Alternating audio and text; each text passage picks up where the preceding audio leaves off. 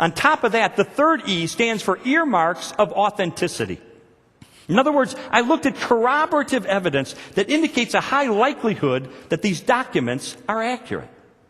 First, I studied archaeology, and I found that those facts in the New Testament that can be tested by archaeology time after time after time have been confirmed by archaeologists. In fact, there have been many instances where archaeologists would look at Luke and say, well, Luke's got things messed up. Luke's wrong about these references. We know that from archaeology, and we can't trust him. And then time after time, we find out that it was Luke who was right and the archaeologists who had been wrong. I'll give you an example involving Christmas.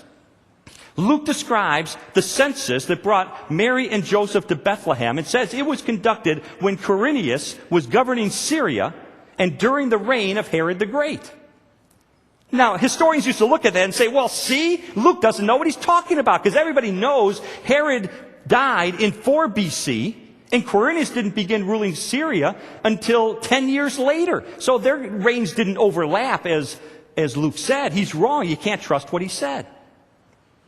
But a few years ago, an eminent archaeologist by the name of Dr. Jerry Vardaman found a coin with what archaeologists call micrographic letters, which simply means very tiny writing, that proved that Quirinius was proconsul of Syria from 11 BC until after the death of Herod.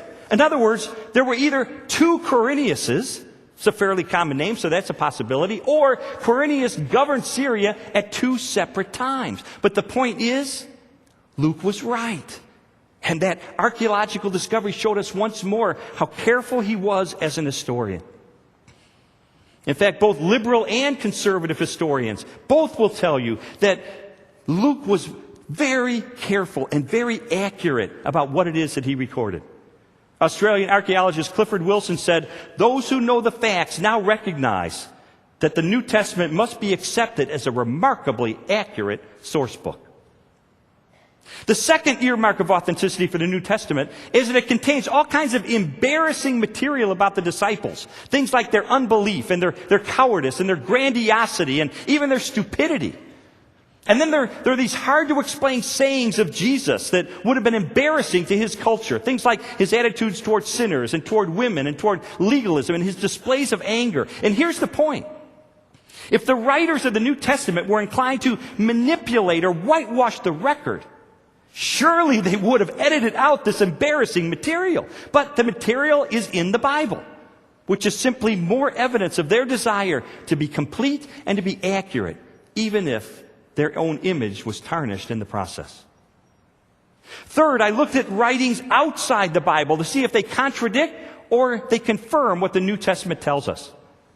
In his book, The Historical Jesus, a friend of mine, Dr. Gary Habermas, documents 39 ancient sources for the life of Jesus from outside the Bible, including 17 non-Christian sources, which together report over 100 facts about the life, teachings, miracle, death, and resurrection of Jesus.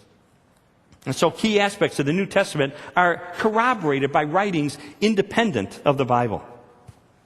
Friends, when I hold the New Testament of the Bible, I am holding a reliable record about Jesus Christ and about the early church. And that's just not my opinion. British scholar R.T. France said, "We have good reasons to treat the gospel seriously as a source of information on the life and teachings of Jesus and thus on the historical origins of Christianity." In fact, even the critical German scholar Peter Stuhlmacher told Time magazine recently, "The biblical texts as they now stand are the best hypothesis we have until now to explain what really happened." In other words, who was really in that manger on the first Christmas. So this first question, do we have reliable records about Jesus, is answered with the resounding yes. Yes, we do.